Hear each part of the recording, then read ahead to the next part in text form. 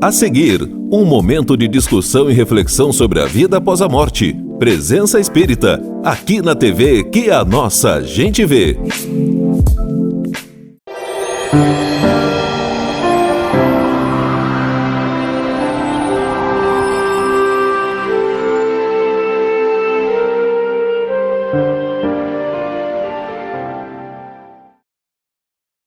Olá, nós estamos no ar com mais um programa Presença Espírita, o programa que leva até você a visão espírita a respeito da vida e de seus valores. E é aquela parada na semana que nós refletimos um pouco a respeito da nossa existência, da nossa vida, como é que nós estamos encarando a existência aqui no planeta Terra, porque logicamente, Maurício, que nós nos interagimos com a matéria como uma possibilidade grande de progresso, de evolução, mas nós somos seres imortais, nós nos alimentamos de coisas transcendentes, a espiritualidade, a religiosidade, a oração, o sentimento de amor pela família, tudo isso nutre a nossa alma. E essa parada na quinta-feira faz com que a gente pense nesse nosso lado transcendente, não é, Maurício? Que é muito importante, não é, Silvia? Porque, embora estejamos todos muito envolvidos com o cotidiano, com o dia a dia, o que é natural e faz parte da existência física, dessas preocupações, o da subsistência, o das contas a pagar, a da saúde do corpo físico, o dos afazeres, da vida familiar, o social, tudo isso é muito importante. Mas se nós, em nenhum momento do nosso cotidiano, paramos para refletir sobre, afinal, quem somos, quem sou eu efetivamente, porque nós não somos essa expressão, essa persona que se expressa na sociedade. Nós somos algo muito mais rico do que isso.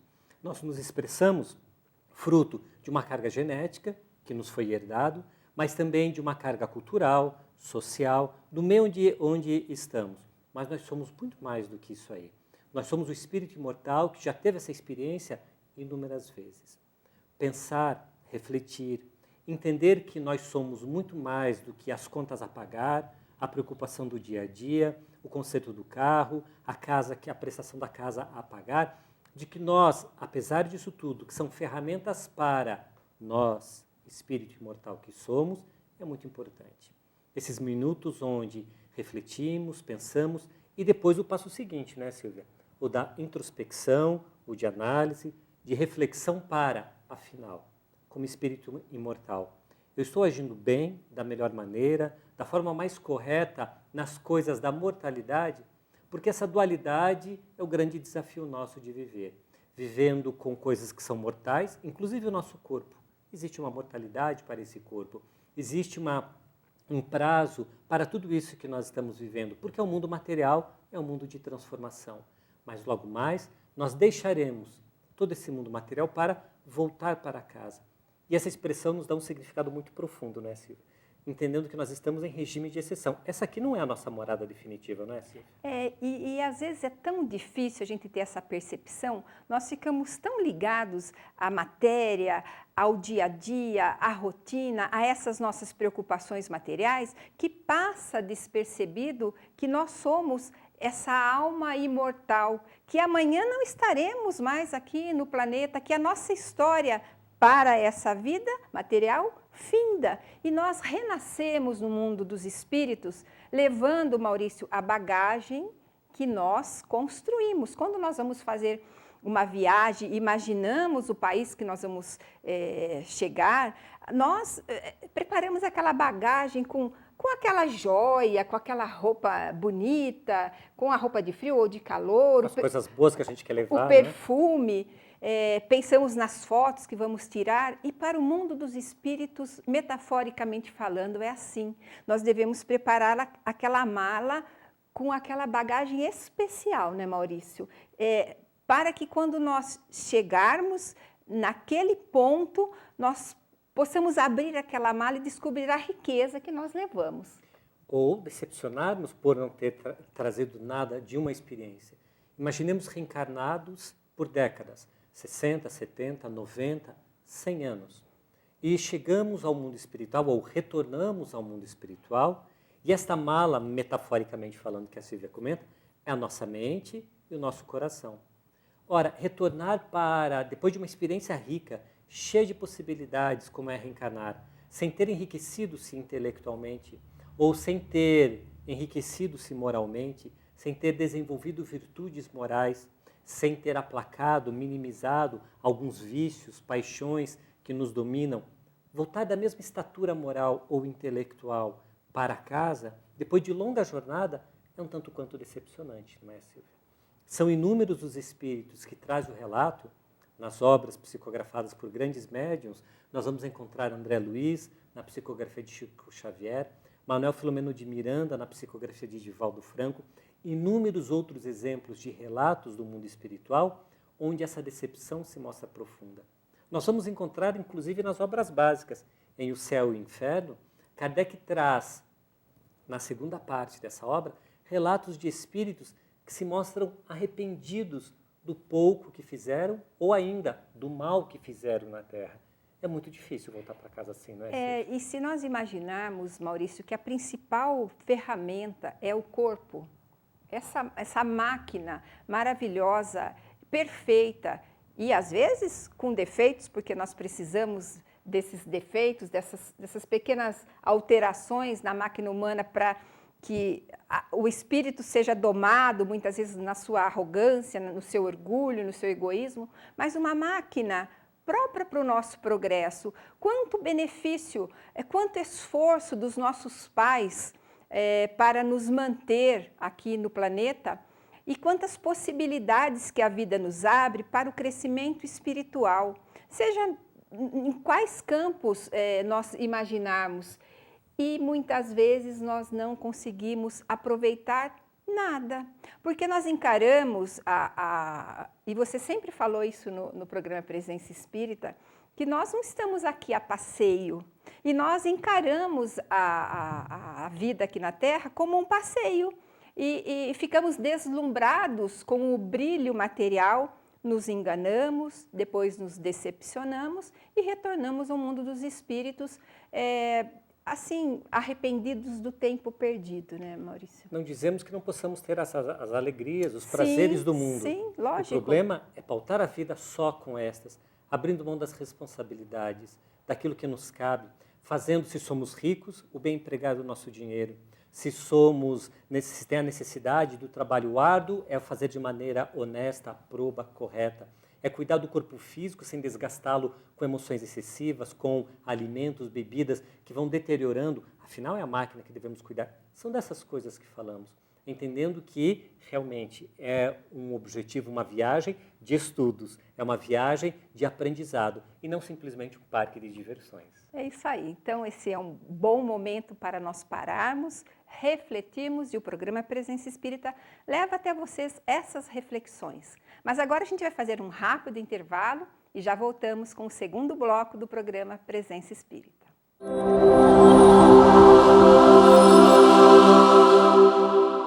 E nós voltamos com o segundo bloco do programa Presença Espírita, e como essas reflexões são importantes que nós abordamos agora no primeiro bloco, esse entendimento de que nós somos espíritos imortais e que temos que progredir, né, Maurício? Como é fundamental isso para a nossa vida.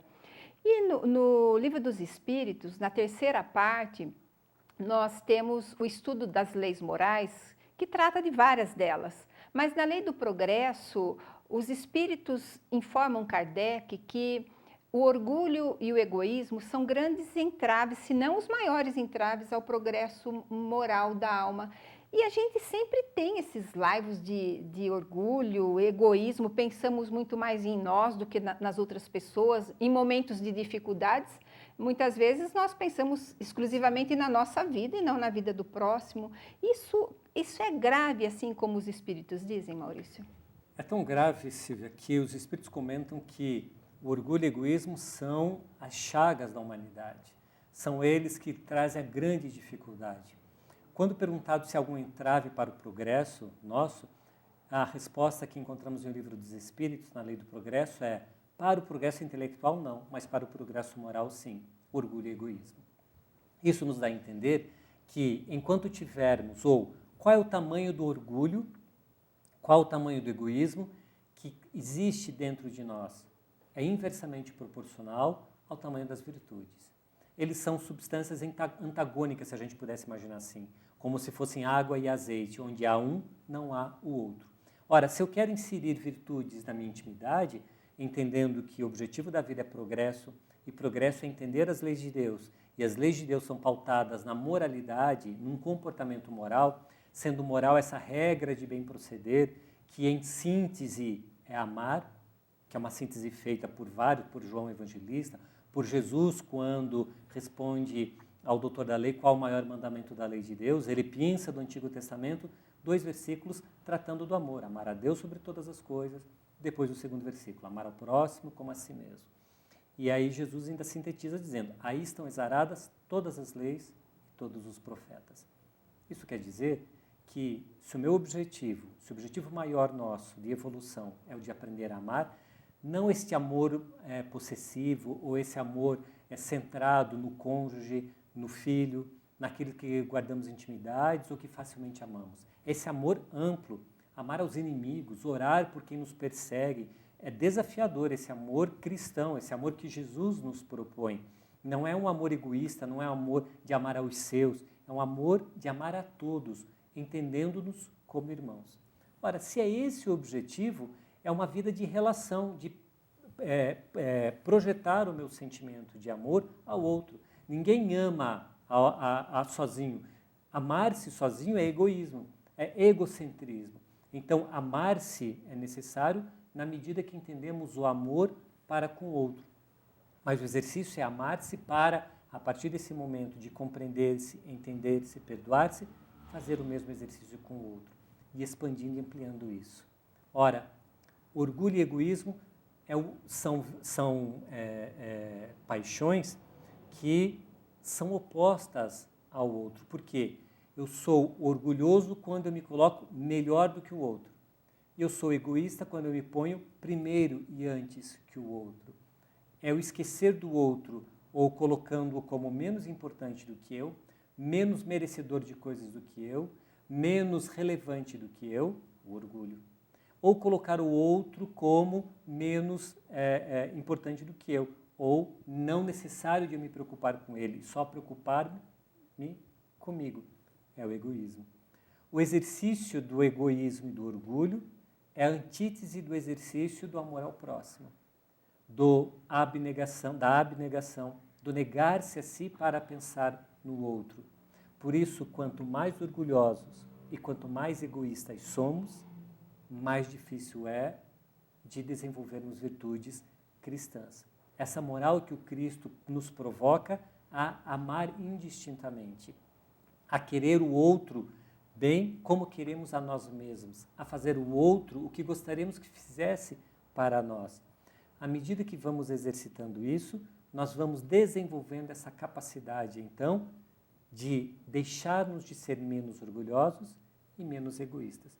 Não é um exercício simples, não é, Silvia?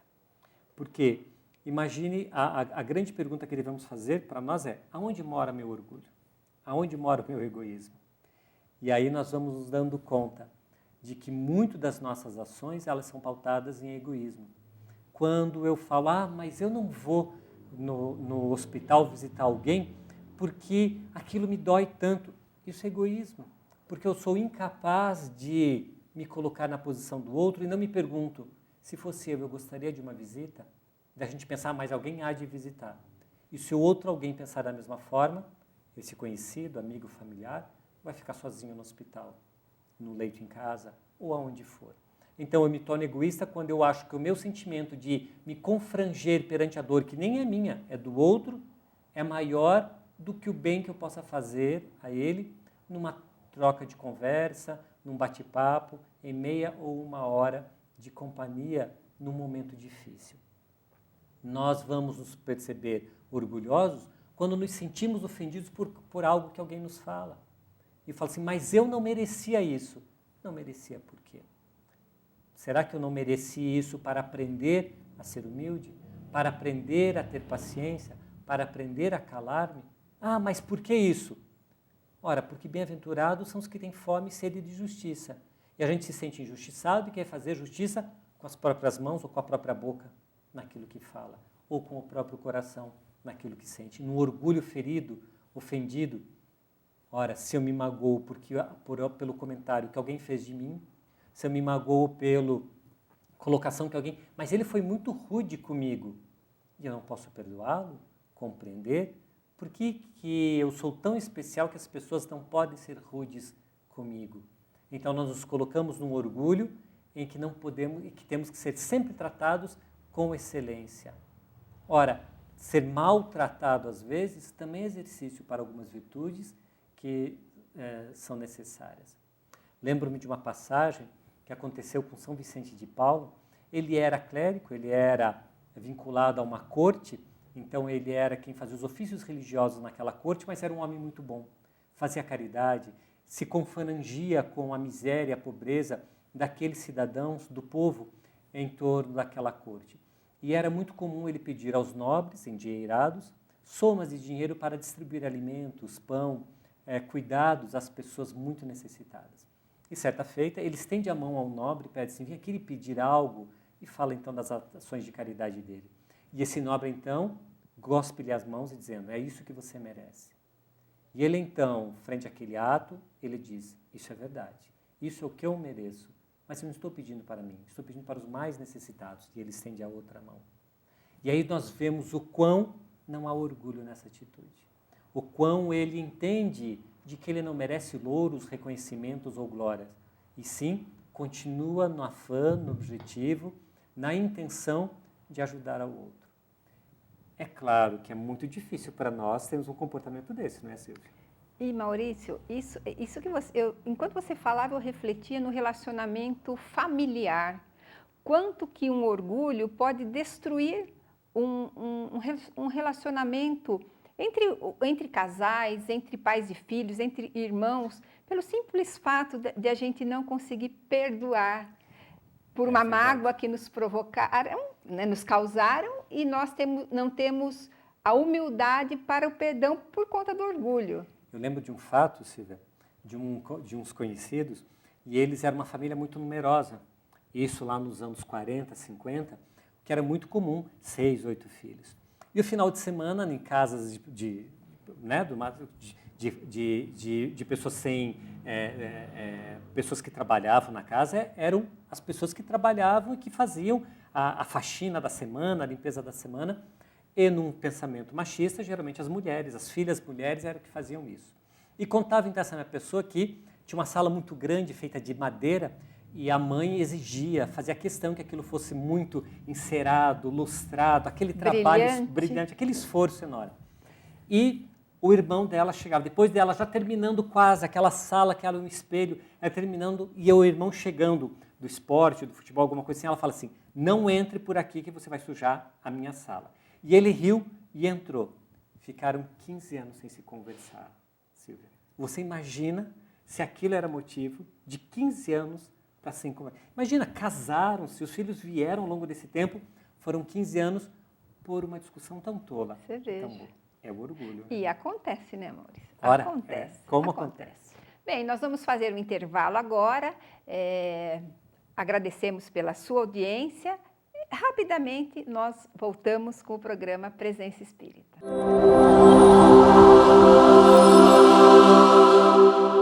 Olá, estamos de volta com o programa Presença Espírita, o programa que leva até você a visão espírita a respeito da vida e dos seus valores.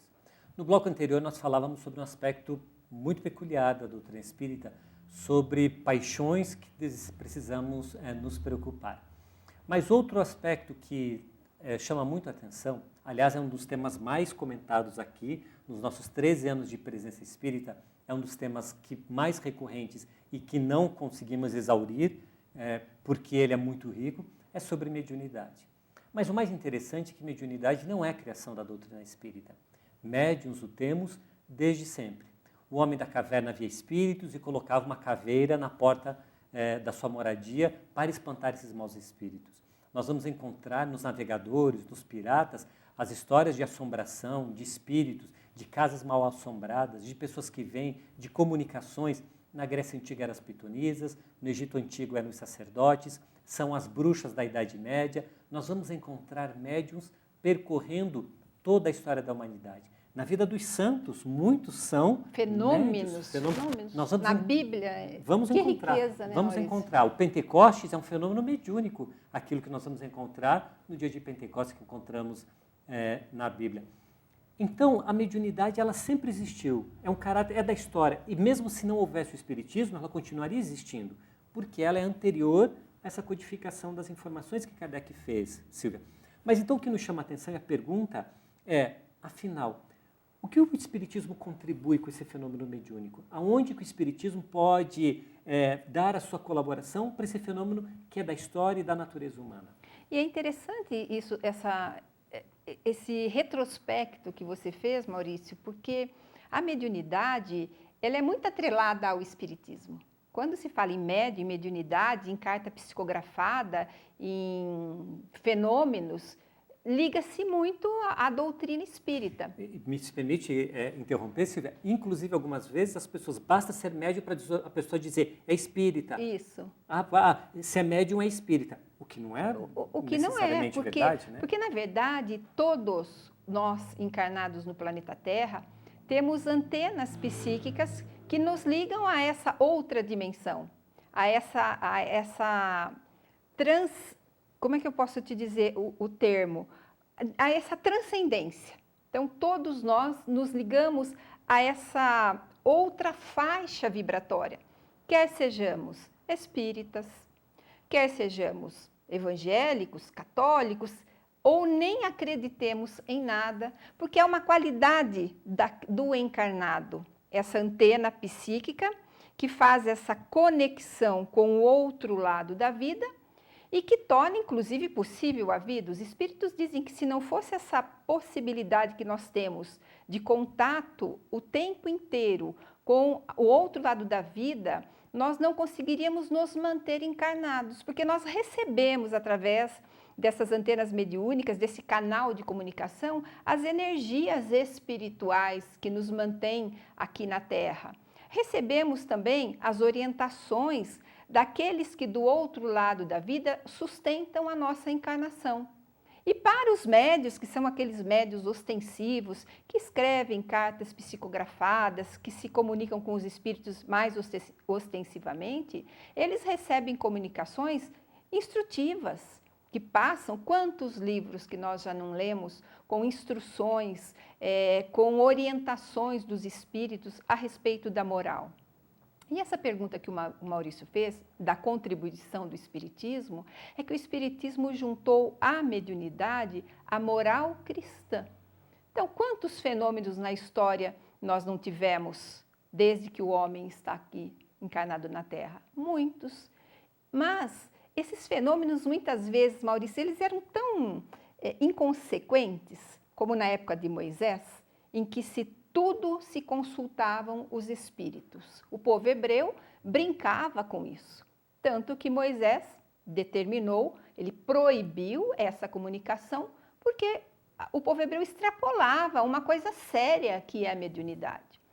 Então, a mediunidade, ela deve estar sempre ligada aos conceitos morais de Jesus, porque ela é também uma ferramenta de progresso. E quantos, Maurício, que ao desabrochar a mediunidade sofrem, se desequilibram emocionalmente, muitas vezes procuram médicos porque têm sintomas físicos, têm descontrole emocional, choram, têm sensação de tristeza. Porque é natural isso, né, Silvia? Porque é um fenômeno desconhecido, isso, eu não sei como lidar, não sei como lidar. E conforme vai havendo um entendimento maior, nós nos apercebemos de quanto importante isso é. E nós não estamos aqui falando da curiosidade, das buscas de cartas psicografadas para saber como estão os nossos entes queridos, mais por uma questão de curiosidade. Nós estamos falando na questão de progresso da alma, enquanto que as comunicações, as orientações dos espíritos, através dessa ferramenta mediúnica, contribuem para o nosso progresso. E nós precisamos começar a nos atentar o que os espíritos querem nos dizer e querem nos orientar. Nós temos uma bibliografia extensa dentro da doutrina espírita, Maurício, onde está ali escrito receitas quase de bem viver, sim, de como nos comportar, de como seguir o trilho moral deixado por Jesus. E muitas vezes nós não nos aproveitamos disso, ou muitas vezes nós talvez não valorizemos isso como a gente deveria valorizar. Mas acho que a gente podia, porque esse assunto vai ser longe, a gente pode fazer um intervalo para voltar daqui a pouco com a pergunta, mas e se eu for médium? Como que é a mediunidade no centro espírita, na doutrina espírita, como isso funciona? A gente volta já já com o nosso próximo bloco para continuarmos falando sobre mediunidade.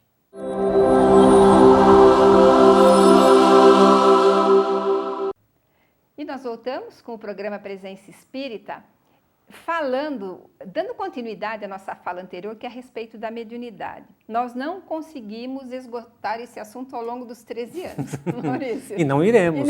Nos próximos 13 não iremos. E são muitas perguntas que chegaram ao longo desses 13 anos aqui a respeito da mediunidade, porque a mediunidade, ela acontece em casa, na escola, na rua, no crente, no descrente, na criança, no adulto, no jovem, no idoso.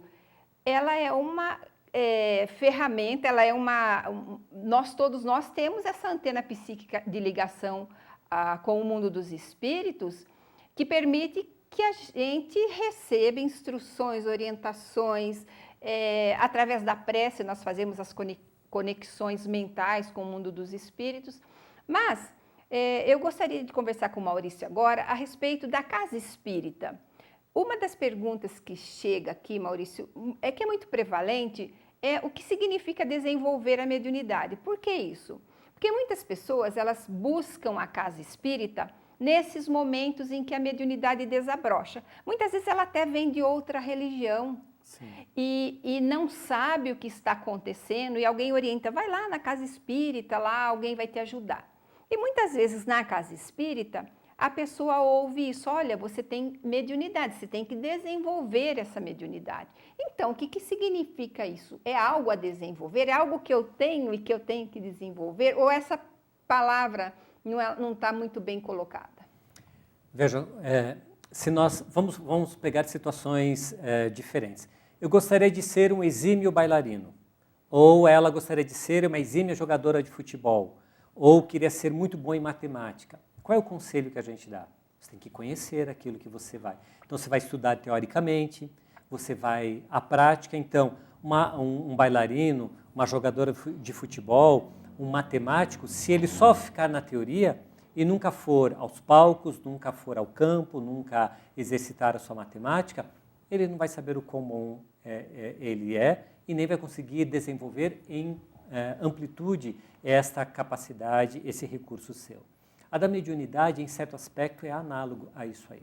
O diferente é que não somos nós todos que escolhemos uma mediunidade ostensiva, porque precisamos ter recursos do corpo físico. É fisiológico essa possibilidade. É claro que são capacidades que o espírito tem, ele pode ter essa experiência já acumulada, mas é fundamental que o corpo físico permita esta sensibilidade maior.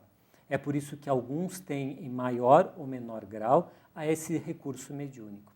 O que a casa espírita oferece, diferentemente de todas as outras expressões onde a mediunidade se dá, é esclarecer, é dar cidadania, é colocar luz para o fenômeno mediúnico, tirando-o da obscuridade, do desconhecido, da ignorância, do fantasmagórico, do sobrenatural. A mediunidade é um fenômeno natural. Ele é metafísico, porque ele transcende o corpo físico, uma vez que há esse intercâmbio entre encarnados e desencarnados, mas é um fenômeno natural. Quando nós nos apropriamos dos conceitos espíritas, nós estamos entendendo as regras, de quais são as leis da natureza para essa fenomenologia. Porque nenhum médium está condenado a ser vítima, joguete, marionete de espíritos. Nós podemos ou não cair, resvalar nessa situação triste, se assim o permitirmos. Nenhum de nós está sujeito a tentações irresistíveis ou a perturbações irresistíveis dos espíritos. Cabe-nos a nós entender, compreender, mensurar, autoconhecer-se, conhecer o fenômeno e começar a distinguir aquilo que é meu daquilo que não é meu, daquilo que é externo numa influência espiritual e daquilo que é próprio, daquilo que eu sintonizei e permiti esse acesso espiritual e daquilo que é efetivamente valores e conceitos meus. Essa experienciar da mediunidade precisa desses conceitos teóricos, por isso o Espiritismo ele nos passa informação, porque para ser médium e entender o fenômeno mediúnico, eu tenho que entender de fluidos, eu tenho que entender de mortalidade, eu tenho que entender de sintonia, são os conceitos teóricos que a gente traz, que o Espiritismo permite conhecer a mediunidade. E somado a isso, após conhecer a teoria, porque é como alguém que vai para o laboratório. Agora fazemos outra metáfora. Um químico ele não entra no laboratório sem ler muito de química e sem conhecer os conceitos, a teoria.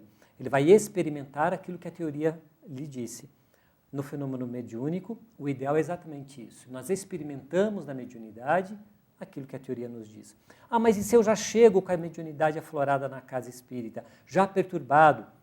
É justamente a terapia espírita da informação, dos passes, da água fluidificada que vai me centralizar e me dar condições para conduzir o processo e não ser conduzido pelo processo de uma maneira irresistível, como se a mediunidade me arrastasse. Não, eu tenho que tomar conta do processo, das minhas funções psíquicas, das minhas sensações e aí então executar a mediunidade para a melhor possibilidade possível. Mas a gente tem possibilidade de fazer a prática da mediunidade na casa espírita, não é, Silvia? É verdade. Como que acontece isso? Então, durante muito tempo, as reuniões mediúnicas elas eram abertas ao público. As pessoas podiam entrar na casa espírita, observar o trabalho dos médios, quando os médios recebem as mensagens. Depois, com o passar do tempo, percebeu-se que havia muita perturbação no ambiente, os pensamentos muito dispersos, ou pessoas que iam só por curiosidade, acabavam perturbando o ambiente e hoje as reuniões são fechadas. Então, existem dias combinados já pelo grupo que se reúne para essas reuniões, as portas fechadas não por ser algo segredo, proibido, para iniciados ou para privilegiados. Uma questão de sintonia, uma questão de reservar um momento mais intimista, porque é uma questão religiosa. É um momento em que nós entramos em sintonia com os espíritos para receber orientação, para dar atendimento aos espíritos sofredores. E é uma reunião de 1 hora em que normalmente se faz um estudo de uma passagem evangélica antes e depois os médiuns entram num estado de mais relaxamento, num ambiente um pouco mais escuro, mais... reservado, poderia dizer. Reservado, isso. Para que ele não se disperse por outros tipos de estímulos. E nesse momento, os espíritos eles se manifestam espontaneamente e trazem as suas mensagens, ou muitas vezes são trazidos por mentores espirituais para serem tratados, porque uma coisa que é interessante falar a respeito de mediunidade é que não é porque nós desencarnamos que nós nos transformamos em anjos, em pessoas, espíritos equilibrados. Nós sofremos muitas vezes do outro lado da vida e muitas vezes não sabemos nem que morremos.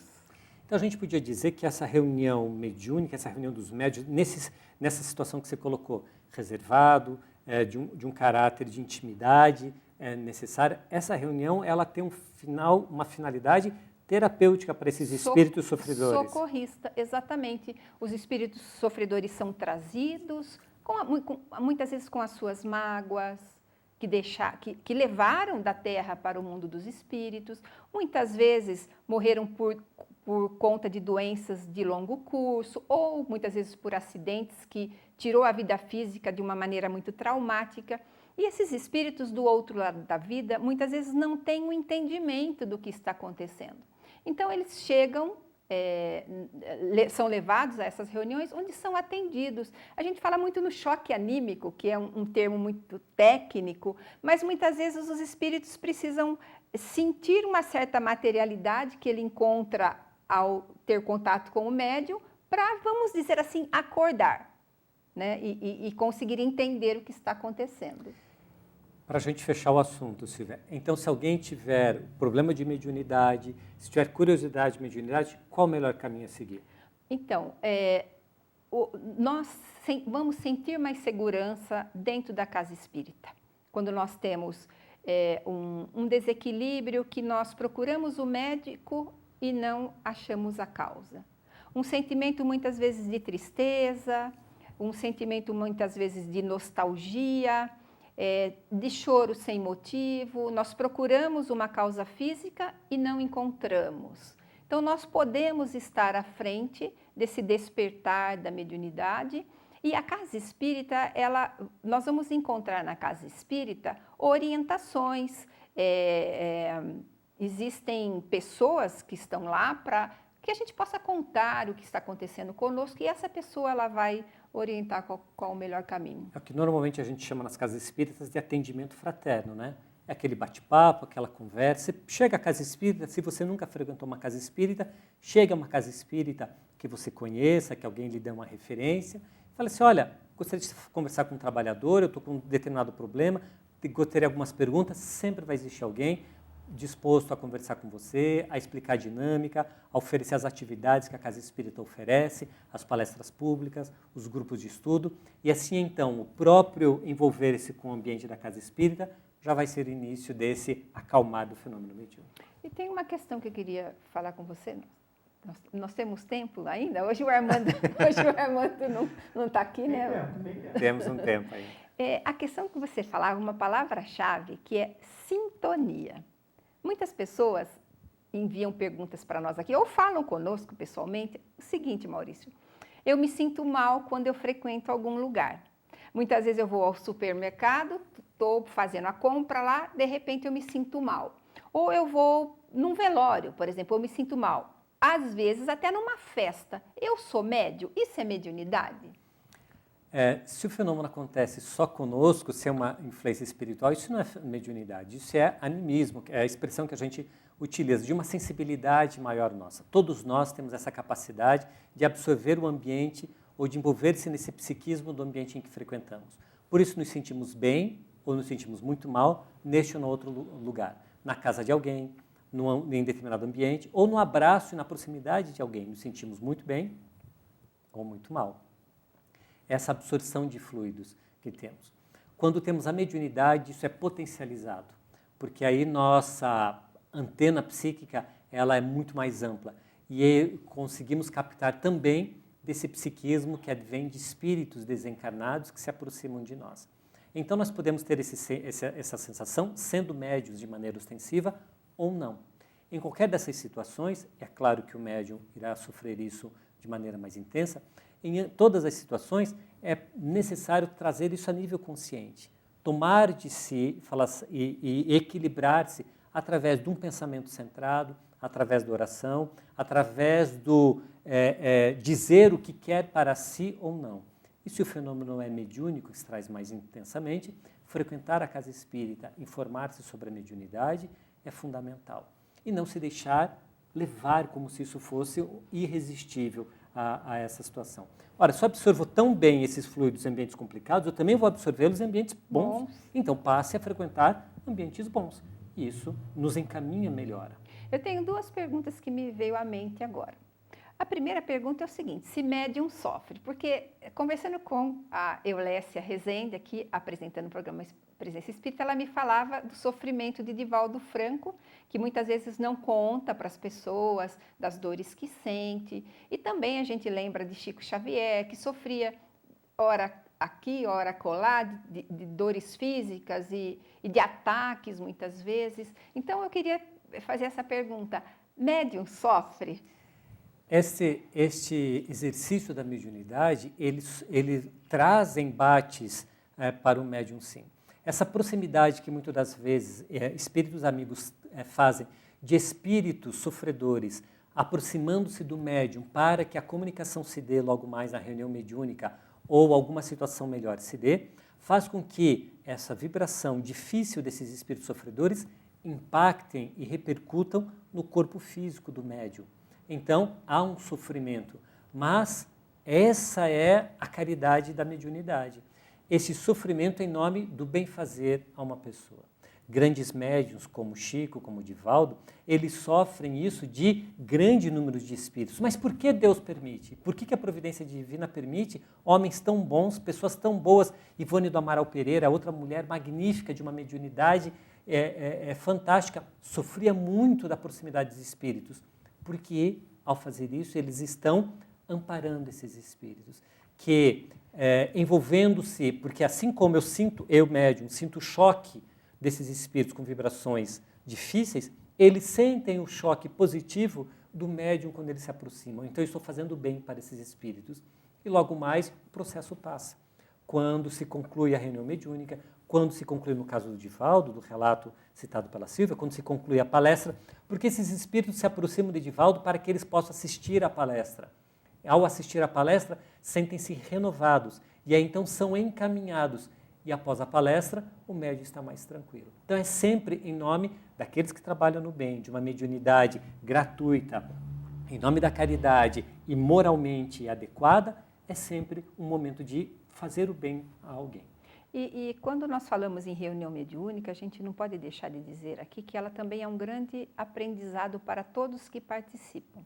Muitas vezes, através do depoimento de um espírito, a gente aprende a como não fazer certas coisas aqui, ou como não escolher certos caminhos, porque muitas vezes o espírito que se manifesta numa reunião mediúnica, ele conta como foi a existência. Então, ele nos dá um relato bastante claro, eu fiz isso, eu tive esta oportunidade, eu passei por cima disso. A consequência disso é que hoje eu estou aqui no mundo dos espíritos nesta situação. Então, nós saímos muitas vezes de reuniões mediúnicas com grandes lições para a nossa vida, lições práticas para a nossa vida, de como não tomar certas atitudes, de como não fazer certas escolhas. E isso é muito importante para o crescimento do médium, né, Maurício? Por isso a mediunidade no espiritismo, ela sempre tem efeito moralizante. Nunca é o fenômeno pelo fenômeno, como muitas das vezes a gente vê. Se você encontra uma casa que diz-se espírita está e oferece recursos para responder perguntas corriqueiras, para coisas do cotidiano, há alguma coisa muito errada aí. Porque a mediunidade é algo muito grave, muito sério, e deve ser utilizado com essa seriedade, com essa discrição e seriedade necessária a favor do bem do outro e sempre com esse aspecto moral. O aprendizado nosso, a mediunidade sempre, o aspecto para nos moralizarmos acima de tudo. Mas eu vou te fazer a pergunta das cartas psicografadas. Porque quantas mães, Maurício, não sonham com essa mensagem de seus filhos? Esses jovens que desencarnam em tenra idade, por conta de acidentes automobilísticos, por uso de drogas, ou mesmo por doenças que levam essas crianças, esses jovens, de um dia para outro, dos braços das mães. E quantas delas não querem uma mensagem escrita dizendo, mãe, eu estou bem, fique tranquila, né? Então, qual que é o valor disso? Elas são muito importantes, mas é muito complexo o fenômeno. Primeiro que eu preciso ter que o espírito tenha condições de comunicar-se. Depois que o médium tem uma flexibilidade, uma capacidade mediúnica para dobrar-se e ter essa adaptabilidade para toda essa diversidade de espíritos. Quando nós falamos de Chico Xavier, que fez isso durante anos, pensamos, mas como ele psicografava? E quantas mães foram lá e não tinham essas respostas? Com a maior antena mediúnica que a Terra já conheceu, que é Chico Xavier. Então, mesmo ele, como um grande médium, não conseguia atender a todos, porque existe uma série de variedades. Então, muitas das vezes, a gente insiste em ter uma resposta onde ela é tecnicamente impossível, pela dificuldade de um médium ou pela dificuldade do próprio espírito que desencarnou. Então, a melhor situação, nessas situações, a melhor atitude dessa é colocar o nosso coração e a nossa fé nas mãos de Deus. E a resposta virá num sonho, num afago, num coração, numa brisa que parece um abraço, a resposta de Deus virá. E nós temos que ter essa certeza que a vida continua. Isso é fundamental para uma vida de equilíbrio. que nós não perdemos ninguém, que a morte foi apenas do corpo e que esse espírito que partiu antes de nós continua nos amando, continua nos querendo bem. Essa é a grande mensagem espírita, essa é a grande mensagem que o programa Presença Espírita leva até você. Que a vida continua após a morte do corpo físico e que as ligações de amor também, não é, Maurício? Com certeza. Isso por isso que nós falamos que a doutrina espírita é a doutrina consoladora. Essa mensagem só valeria pela doutrina espírita inteira. A vida continua. Exatamente isso. E nós vamos terminando, Maurício? Agora sim, acho que deu o nosso tempo. Então, nós nos despedimos de vocês. Vocês podem assistir esse programa depois também na nossa página no Facebook, o Presença Espírita Ponta Grossa, e continuem nos prestigiando. São 13 anos de programa, mais de 600 programas no ar, se eu não estou errando aqui nas contas, 50 programas por ano, mais ou menos isso. E quantas orientações, mensagens, quantos livros que nós sorteamos aqui no programa Presença Espírita para vocês, nossos telespectadores. Por isso, nós continuamos contando com a sua audiência. Muito obrigado pela sua companhia. Fiquem em paz e até o nosso próximo programa.